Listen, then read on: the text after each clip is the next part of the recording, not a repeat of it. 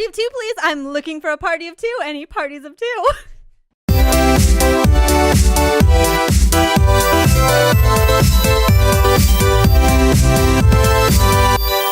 Party 2 over here. Welcome everybody to the Party of 2 podcast. We talk about parks, theme parks, Amusement parks, city parks. If they've got rides, sure. I mean, there are actually some parks, like when we were looking at Denmark and things like that, things of that nature back before we didn't like the country, where we'll need to visit Tivoli Gardens eventually. But that's what I mean, is there's some stuff that are just in cities and not necessarily owned by major corporations, and we'll talk about those when it happens. Yeah. But today's show is a little bit of a different beast. We kind of teased it in one of our previous episodes. This is Beyond Blue Sky. This is a show where we come up with random ride ideas based on previous conversations and just go, all right, how is this going to work? We take a look at rides that already exist. How would we do them just a little bit better? Or we look ahead to stuff that's down the pipeline and we give our idea of what we think the ride would be like. Mark Donica is my name. Hi. Yeah, hi. I totally forgot introductions. You did. Hi, I'm one of your hosts, the internet's Mark B. Donica. And I am the other host, Andrea Donica. Like, you wouldn't think that I've been hosting podcasts for 4 years by forgetting to do introductions. I guess so. I was wondering when it was the right time to come in to try and pull you back a little bit. I was going to intro during the outro. Yeah. That's what it was going to be. Oh, I see. Okay. That was a lie. I know. Okay. So now that the introductions are out of the way, let's talk about something that's all in our collective consciousness right now. Disney announced recently that they're going to be bringing Marvel to their theme parks. Now, we've been to Islands of Adventure, where we've seen a little smattering of what theme park offerings in the Marvel variety could be, and while there's only one that has aged well, I think that now with Disney's Imagineering and the Marvel Cinematic Universe, there's a lot of opportunities for what's going to be going on, and there's a lot of scuttlebutt of like a roller coaster, a rock and roller coaster, but it's Avengers themed and blah blah blah. What is your Beyond Blue Sky dream, like Avengers attraction? So not even necessarily a ride, but an experience of this, of that. What do you got? I would definitely want it to be a roller coaster. Specific theme? It would be all of the Avengers. I'd want to see all of them pop in here and there for whatever they're needed. I feel like in terms of the MCU, it's the most fun when you see all of the characters popping in and out between stories or when they team up together. I do kind of picture something akin to Rock and Roller Coaster, absolutely. More Rock and Roller Coaster as opposed to The Revenge of the Mummy, I would say. Okay. Oh, God, I hope not. Yeah. I do not want to see little neon lights of different Avengers just flash as you drive by. I think it would be... Oh, you know, it would be really cool. Similar to kind of the technology that they used in Hong Kong Disney's Pirates of the Caribbean, actually. So screens. If used correctly. Okay. Here's the thing, too. We have the actors, and they're shooting things right now. Yeah.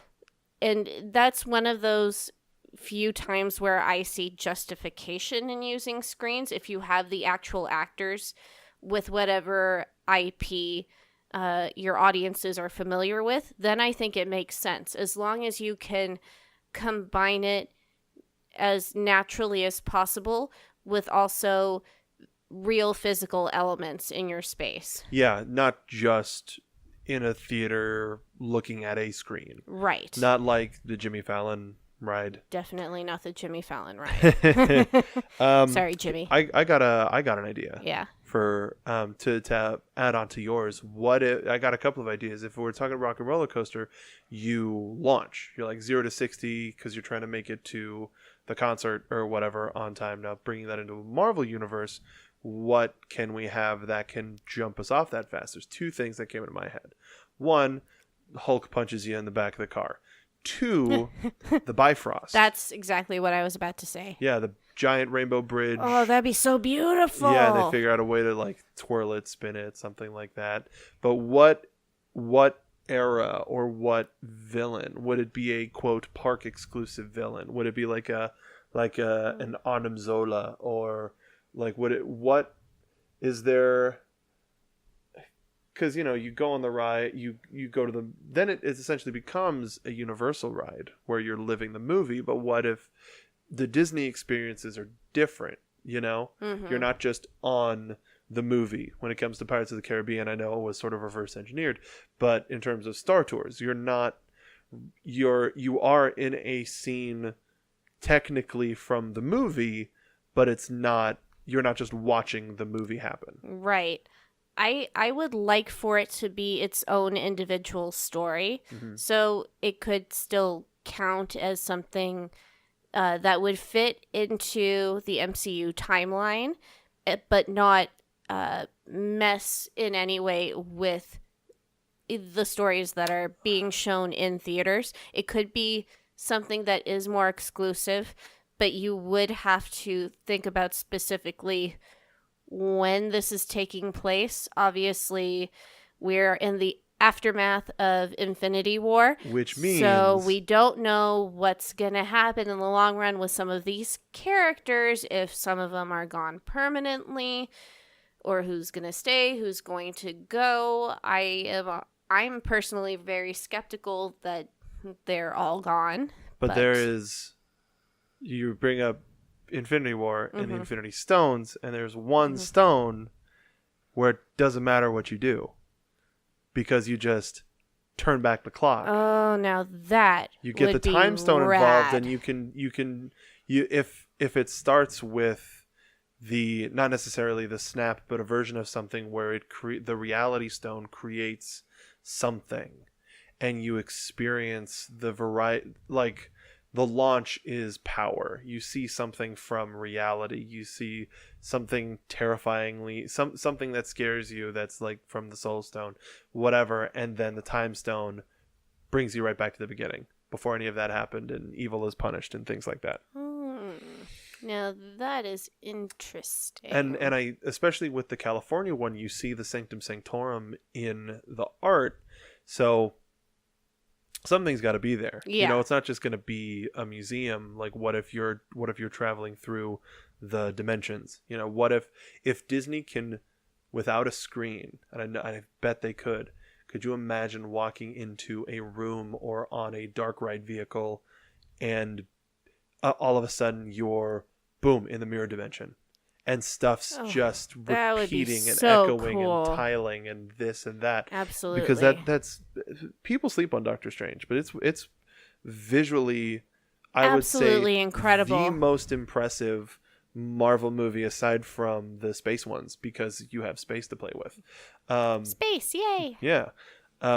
It's phenomenal. It's beautiful. And I wonder why they're picking various things to put in the different parks, and why specifically they pick the Sanctum Sanctorum for us.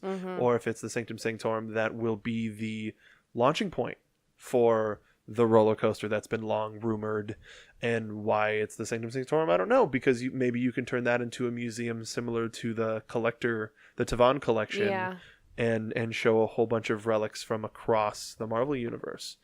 So my idea is very lazy, mostly because I don't want to travel to Florida to ride this particular attraction. So we take Men in Black Alien Attack, and we change it from Men in Black to S.H.I.E.L.D. And instead of and it is still an alien invasion, but it's the Skrulls, and it takes place in the 90s with Captain Marvel. But it's Clark Gregg giving you the rundown. It's Samuel L. Jackson. Like it's all of the actors, but it's similar to Men in Black Alien Attack. It starts out as a training course, and then the Skrull have landed on Earth. Flip, we got to take care of all of this stuff. So mostly because Men in Black Alien Attack is amazing. Fun. It is so much fun. It's great. It was so funny when we were going to Florida. Like, I tried to find information on this ride. I remember seeing promotional Your There's some planet sort and of you. promotional video for it on television when I was a kid, and I knew that it was still there, but I couldn't find any video, any pictures, nothing. It's because people So got I thought, neuralized. and people were kind of just like, it's okay. So I really didn't come in with high expectations, and then we were obsessed. It was great. We went on it twice, right? Yeah, at Yeah. least. Because Yeah, we were two there a couple times. days, so we Yeah. went on it the first time just to try to get everything in, and then on our second day we went on again. But yeah, if there's anything that Disney can steal from Universal, it's Men in Black Alien Attack, and Yeah. just put all of our favorite Shield actors, put May in it, or like Yeah. take it from an earlier era of Shield, and but something where I was gonna say, oh well, California Adventure doesn't have a shooter ride, but they do. It's Midway Mania, Yeah. but like. Buzz Lightyear Astro Blasters has kind of become outdated. Obsolete, and it's not worth deletion, but it's one of those things where Shield it's mainly just because I want a version of Men in Black Alien Attack over here. That's And fair. if the only thing that I can see happening is if the new Tessa Thompson Chris Hemsworth quote reboot or like sideways reboot of the Men in Black franchise is successful, then that's a reason to sort of touch up the original, and maybe we get some version of it in Los Angeles, but I can't imagine. Unless it like is gangbusters, I can't imagine we get it in California. So I think a Shield one would be the next best thing. Yeah. Let us know what you want to see in the California, or well, there's Paris, Shanghai, and California, Disney's California Adventure, Disney California Adventure, that are going to be getting the Marvel expansions, at least in this first stage. So what do you want to see? What do you expect to see? Have you seen the posters? I know we're getting an Ant-Man and the Wasp ride, Which will be awesome. which would be super cool. But that's the one that's going to be in Hong Kong, right? Yes. Yeah. Yes, it will. And then I think we're getting Spider-Man and Avengers in ours, and it's hard to not think of the Spider-Man ride at Islands of Adventure, but that has not aged well. That used to be the ride to go in Florida, whether it's Disney or Universal. And it was definitely enjoyable, but, after experiencing Transformers first and then going on it, it's like, okay, so Transformers is like second generation improved, and this is all animated and not looking too good. Standard definition, like 4:3 instead of 16:9, not high definition at all. But imagine if it was done in high def now. Yeah, like again, Transformers. Like I don't, but that's like what can Disney do that? So fine, let's talk about that. Yeah. We know that it's going to be a Spider-Man attraction, but we have the Amazing Spider-Man ride, and that's screens and essentially the Transformers ride, but what do we get with Tom Holland? What can we get with Tom Holland? Do we get Vulture again? Do we get, right now it's rumored that Hydro Man, which is sort of like a B, like I know he's a member of the Sinister Six, but he's not necessarily a high-ranking member of the but you know what? Marvel is doing that with everything. But they're reviving what, a lot of classic comic book fans have kind of deemed as not that big of a deal, and then doing a fresh spin on it and making them a real foe to be reckoned with. Yeah, but I wonder if they would give us another one of those smaller level villains, like if we get a fulfillment of if we get the Shocker technology, but it's somebody else behind the suit from Homecoming, or whatever. If we get something, but what type of a ride is it? They can't rehash Amazing Spider-Man. They can't rehash what Universal did. They have to do something different. But is it going to be a screen? Is it going to be a show? Is it going to be a dark ride? Is it going to be a thrill ride? Like, is it a dropper? Like, what can you do with the webhead that can reestablish him as, oh, that's why he's in theme parks? That's what I'm wondering. If it's an Avengers coaster, it can't be a Spider-Man coaster. Right. You know, it's got to be. It's not going to be a Ferris wheel. You No. know, like what? It's not going to be a water ride. Well, and what I've always enjoyed about Spider-Man films is when the camera moves with Spider-Man as he's jumping from building to building in the city, and you're feeling that movement of swinging and flying. Now, that is what I've always found exciting watching those films, primarily. I just got an idea. Okay. What's an attraction that Florida had that California almost got, but has been dying to get ever since? I mean, I'll say Tomorrowland. In Tomorrowland, what was the original Alien Encounter? So we head to Osborne, Osborne Industries, and we're all in a room to see this new technology when it's overrun by Dr. Otto Octavius, and we have a in theater Spider-Man-esque show and effects where we have Octavius or Green Goblin or somebody that has been done in the Raimi or the Amazing Spider-Man movies that they may or may not deal with eventually in this particular storyline, and in order to get that fulfillment as a Spider-Man fan, you do that. That's not a lot of space. You know what is kind of unfortunate, because I'm just thinking about it right now, because Stitch's Encounter, he that ride has been closed. Yeah. It's just sitting there, and everyone's been talking back and forth of what's going to go there. What if this has been their plan the entire time? Like, all of the bare bones are there. Mm-hmm. They just it can still be a lab. What if they're using it to test maybe it right now?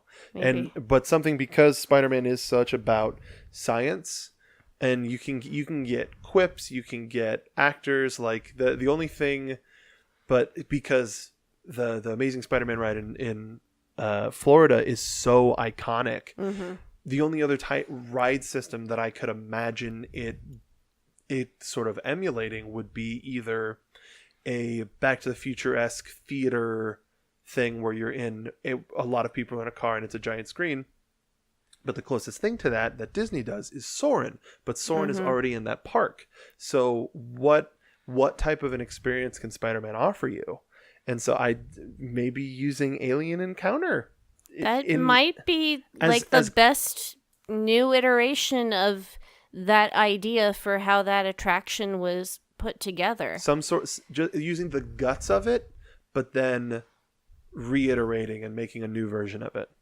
Let us know what you think about that by heading over to our Twitter, Party of Two Pod. That's PARTYOFTWOPOD on Twitter. Let us know what you think. Now, last episode in our Animatronics episode, we started pitching a Beetlejuice ride. And if you want to know how we got to that, you should probably go check that out. But we started talking about if there is a Beetlejuice dark ride hybrid.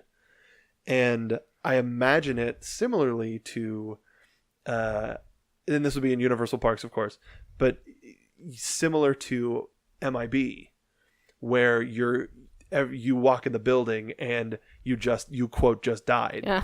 And now it's the process of getting acquainted to the afterlife. And it starts out as like now that you're dead, we're gonna find and it like record scratch or whatever, and you like take an immediate downturn. The Danny Elfman score starts playing. You hear, "Hey everybody!" Like you hear all that sort of, and it and it just starts to go crazy. You walk through the miniature model of the city to where Beetlejuice finally rises, and you just go on this dark ride, this crazy mad rush to an amazing Danny Elfman score. When you thought of the Beetlejuice ride, what was in your head, or were you more just in? The first thing that came to my mind was um, dealing with that giant snake monster. Yeah, the sandworms. Yes, the sandworms. Thank you. And just suddenly, like, you come into this giant room in a dark ride, and you're just like trying to evade. Or is it the Beetlejuice snake from the dinner? Oh, not him. Okay. It's the sandworms. Okay. Yeah, definitely the sandworms. From right just before the wedding at the end. Yeah. Yeah. And I see like fully animatronic figures of like the giant stone like hand scorpion, all of the stuff from the dinner. So like it sort of subverts all of the scary stuff that you see from the movie and adds a little bit of the comedy layer to it, but you're always hearing a little bit of something from Beetlejuice, and maybe throughout the ride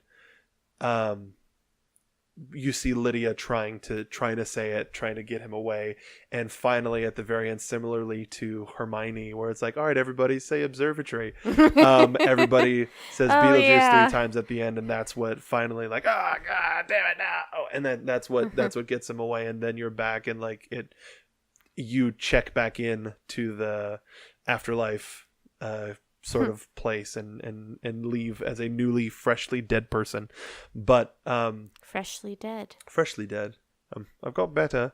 There's there's a lot of potential there, but it's whether or not, I mean, we're getting a sequel. Supposedly we're getting a sequel. I think that it's going to do well. I mean, even for people that don't really have any solid familiarity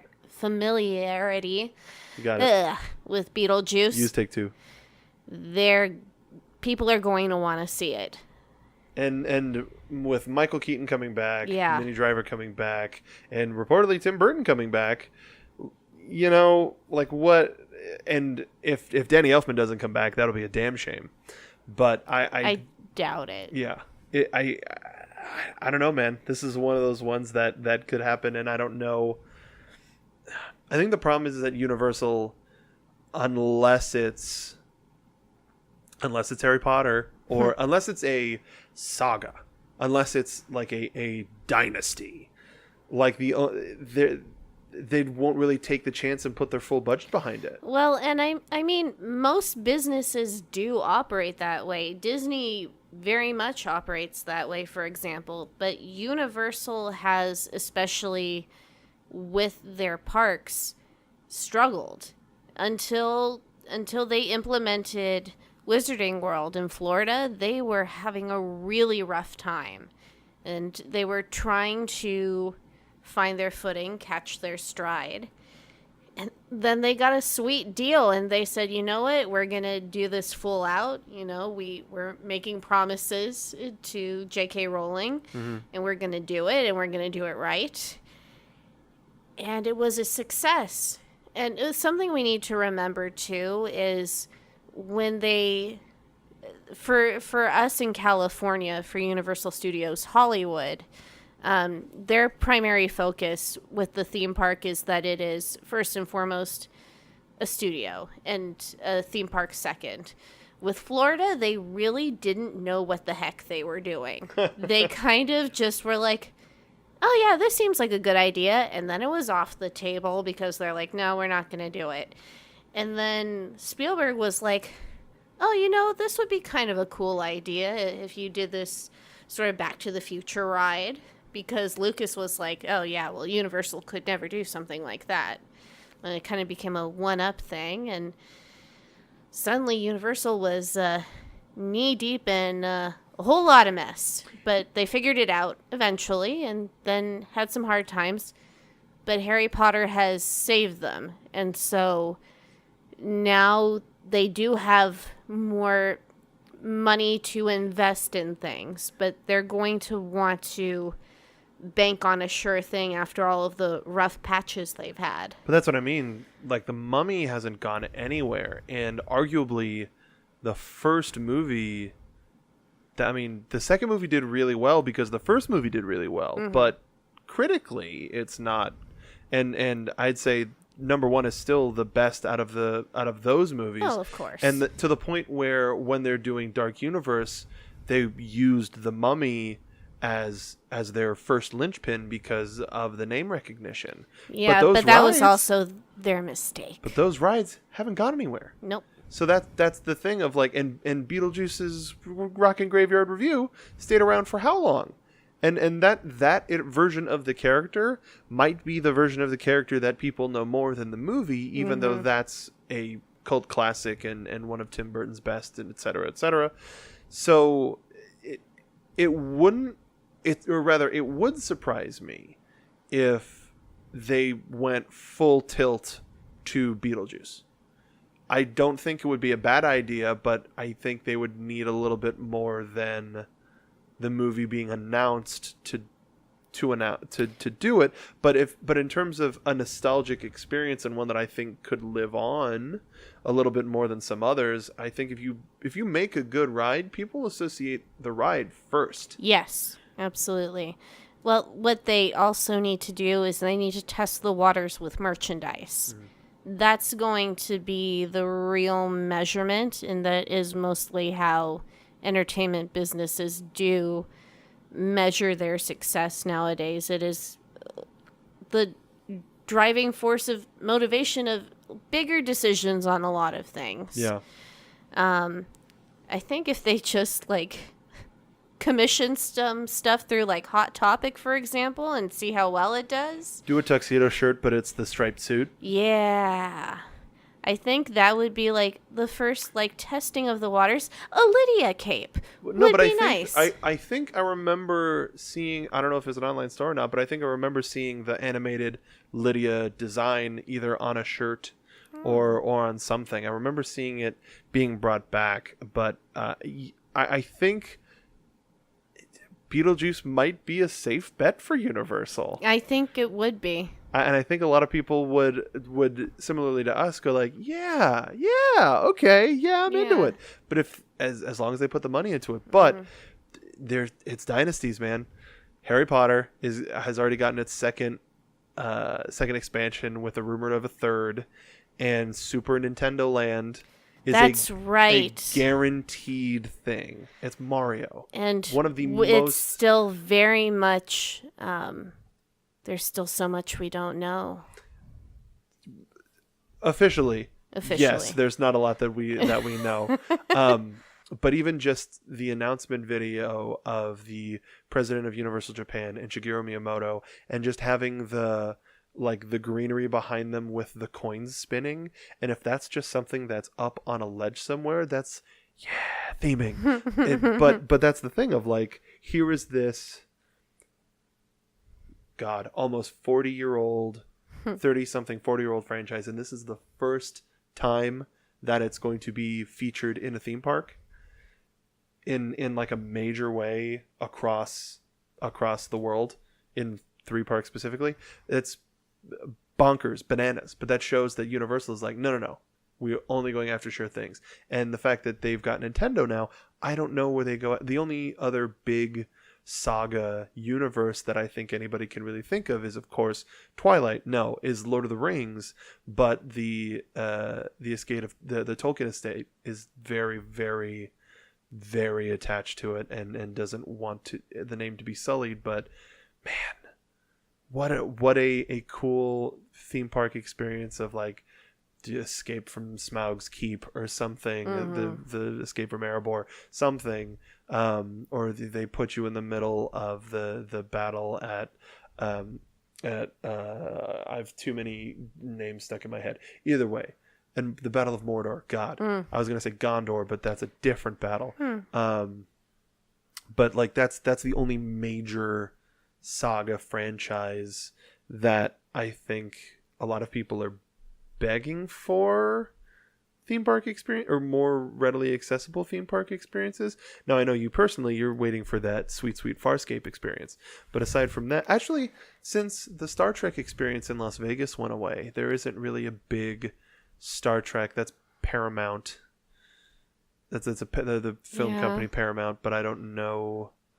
And rumor that actually, CBS All Access is trying to do a keep a Star Trek show on the air all year. And so season 2 of Discovery is coming. There's a Jean-Luc Picard series coming back. Yeah. But the question then becomes, what era of Star Trek do you do? Is it something where you want to go after the films because those people tend to know those a little bit more, or do you what do you do? So I guess Star Trek and Lord of the Rings. Is there another big franchise that doesn't really have theme park representation? Technically DC does, but it's all in roller coasters. Yeah, if that's the thing, like technically, so I guess technically Six Flags has DC as a Yeah. property. They're just not doing so hot on the theming aspect, which is a real shame. Like for Gotham, for what they did, at least for us, It's fine. it's fine. But They had bigger plans for it, of Mhm. course. Like the initial ideas are there, but it's kind of like playing Roller Coaster Tycoon, and you have like a couple of props that you can put down, and so that's what you do, and that's as close as you can get. It's not getting to a truly creative level, and unless a roller coaster is indoors, in my opinion, you can't get to a higher level of theming just because you're constantly looking at a track and you can see everything around you. And I mean, yes, that's part of the thrill of a roller coaster, but if you're trying to tell a particular story, you have to control your environment a little bit more. Yeah, you can't leave it up to the elements, or else Yeah. the elements can control it. Even because the most storied roller coaster that they have is the Apocalypse coaster, but that was because it was a Terminator coaster. Mm-hmm. But there was still no reason as to why, hey, the machines are attacking, ride this roller coaster. It's still, it was still an old Woody. It's like, oh, you're going to confuse them or whatever. But Gotham was cool, and it's still pretty cool. Yeah. Like to see the statue of the Waynes, like right outside, to go into the bowels of Wayne Manor and come up in the Batcave is cool. But then ultimately you still are on a feet dangling coaster. So I agree that the DC theming, there is a Dubai park, an indoor Dubai park that has like the day I was going to say the Daily Bugle, the Daily Planet, and a whole bunch of really cool DC stuff. I think it's even called the World of DC, or maybe it's a Warner Brothers. No, it's a Warner Brothers park because there's Scooby-Doo stuff. But it's an indoor park, so you can theme it a lot better. There was, and speaking of theming, it doesn't necessarily, you're not necessarily better for indoor, because at Mall of America there was an Avatar: The Last Airbender quote coaster that was just like a kid's coaster where you're like supposed to be riding along with Aang on his kite. What does he call it? His air scooter? I don't remember. No, the air scooter was the ball under. Yeah. But his glider. His glider, yeah. It's not like it's late or anything. So yeah, when it's taking the chance on Beetlejuice. But I didn't think they would be able to hit all aspects of what Beyond Blue Sky is going to be, but there's one more.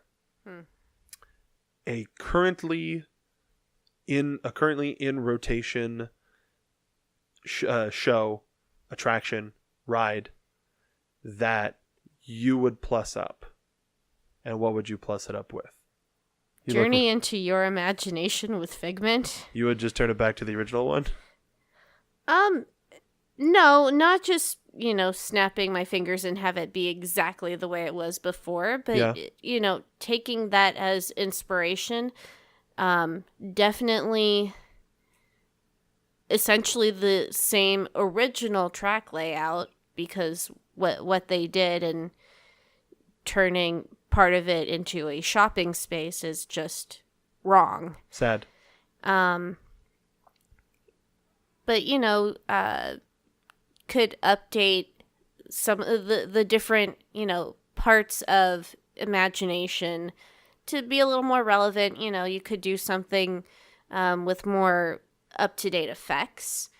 especially with like computer graphics and this Yes, and that. some of the older Figments don't look that great. Yes, do some stronger stuff. I mean, with what they're doing with the audio animatronics today, where they blink and stuff, like I think about Sebastian Yeah. on Little Mermaid, and then I think about what they could do with a Figment today.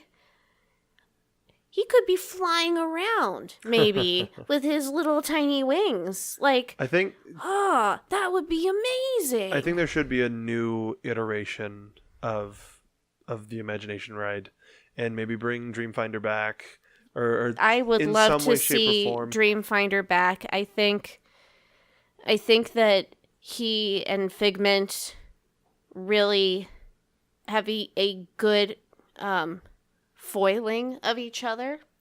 A good interaction. Yeah, and you know, in terms of Figment, he is that child inside of all of us, of wonder and trying to learn things, and you know, we relate with him as the audience. Yeah. And then Dreamfinder is, you know, that wise but happy, almost Santa Claus-esque person who, you know, introduces us to all of these things in the world.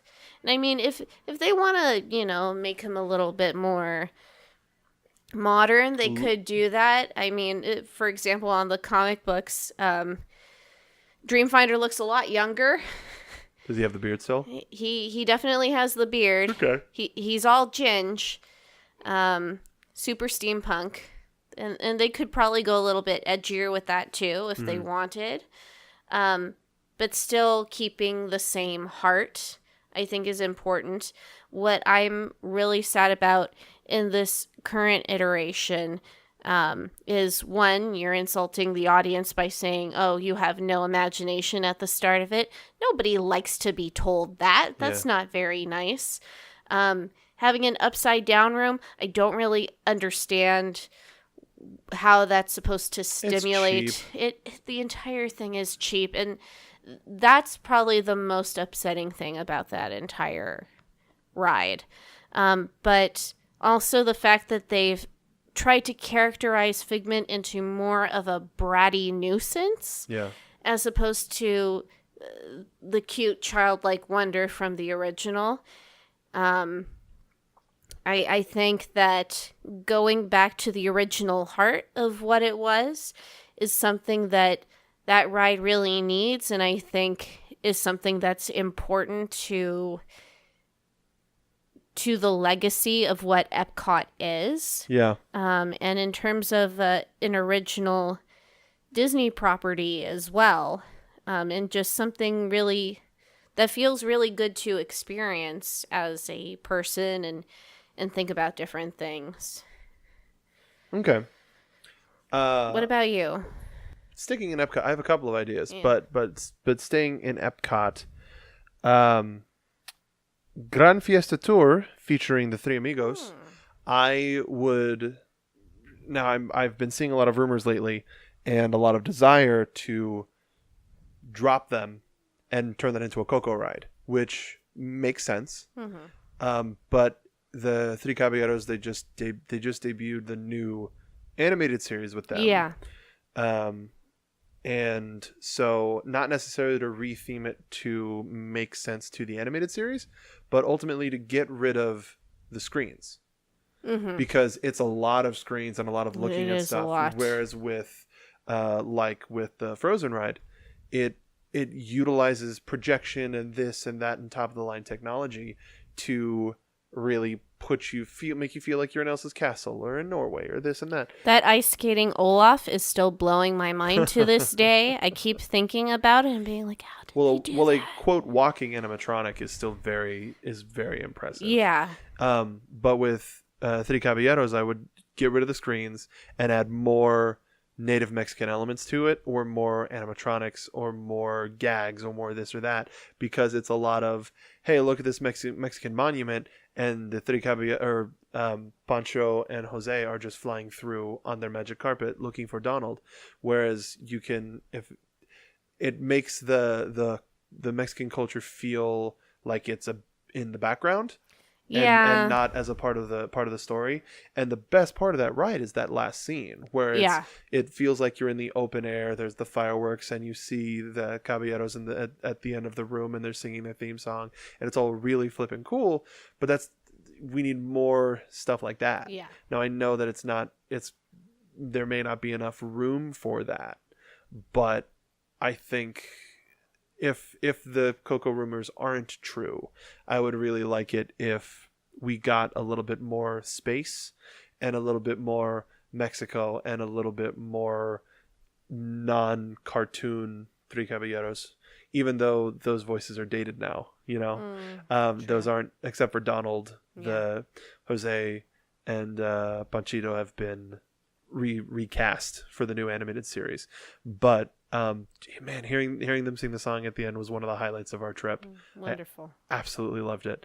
So yeah, that's what I would do. What would you do? What this is a general you to the folks listening at home. What would you do? We want to hear what your Beyond Blue Sky ideas are. Is there a ride that you want to pitch to us and we can figure it out? Let us know on Twitter at Party of 2Pod. That's PARTYOFTWOPOD. Make sure to follow us there. Follow us on our individual accounts as well. Andrea?